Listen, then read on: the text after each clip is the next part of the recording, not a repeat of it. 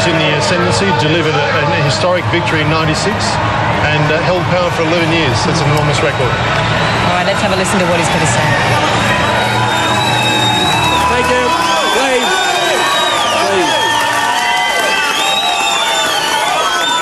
Please. My fellow Australians, a few moments ago I telephoned Mr Kevin Rudd and I congratulated him and the Australian Labor Party on a very emphatic victory. Now, this is a great democracy, and I want to wish Mr Rudd well. He assumes the mantle of the 26th Prime Minister of Australia, and I want to say there is no prouder job in the world than anybody can occupy than being the Prime Minister of this country.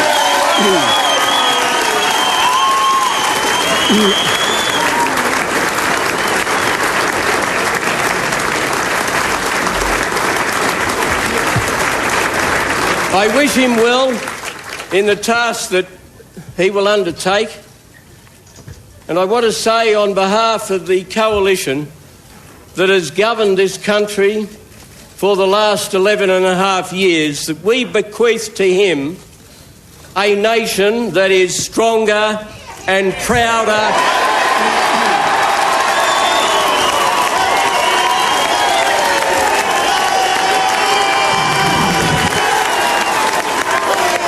a nation that is stronger and prouder and more prosperous than it was 11 and a half years ago.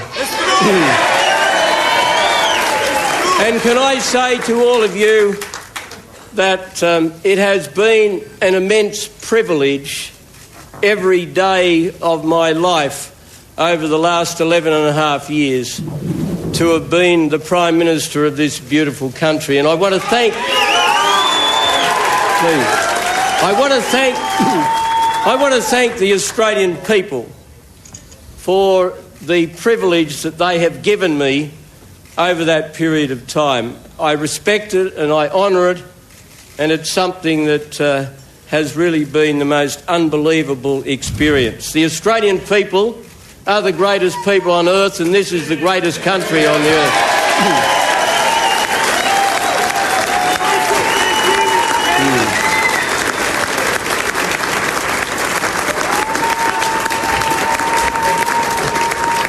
I've led a government that has taken this country from deep debt to strong prosperity. I've led a government that has never shirked the difficult decisions. I've led a government that has reformed the Australian economy and left it the envy of the world.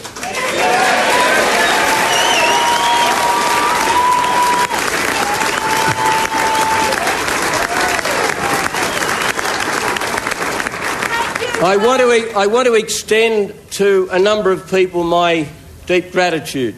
I want to thank all of my parliamentary colleagues for their loyalty and their dedication over these long years in government. I want particularly to thank Mark Vaile and his two predecessors, John Anderson and Tim Fischer, both of whom served as Deputy Prime Ministers, to my own Deputy and Treasurer Peter Costello. I owe a very special debt. I owe a very special debt of gratitude. He's been a wonderful steward of the Australian economy, and the future of our party is very much tied up with Peter Costello. He is very much our future.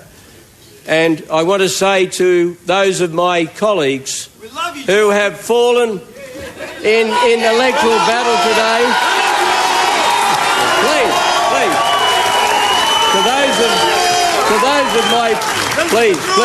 to those of my colleagues who've lost their seats today, I thank them. I grieve for some of those young members who've been in Parliament for only a short period of time, some of those wonderful people who won in 2004, and also for some of my ministers who've done such a wonderful job.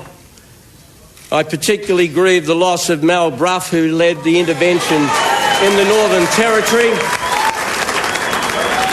which represented an absolute watershed in Indigenous policy in this country. And I hope that the new government of this country maintains that intervention to the full, because it's very important to the long-term benefit of the first Australians. This is not the time to reflect in detail on everything that's happened over the last 11 and a half years, except for me to say again what I said a few moments ago. I leave office as Prime Minister of Australia with our nation prouder and stronger and more prosperous than it has been.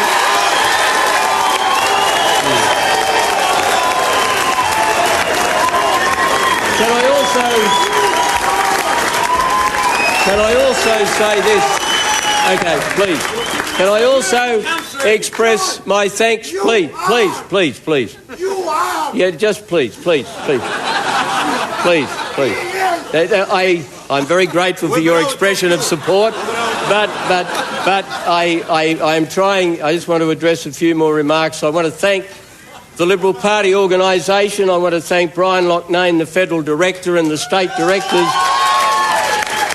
of the party all around Australia, and Chris McDivitt, the Federal President. I also want to say this, that I accept full responsibility for the Liberal Party campaign, and I therefore accept full responsibility for the Coalition's defeat in this election campaign.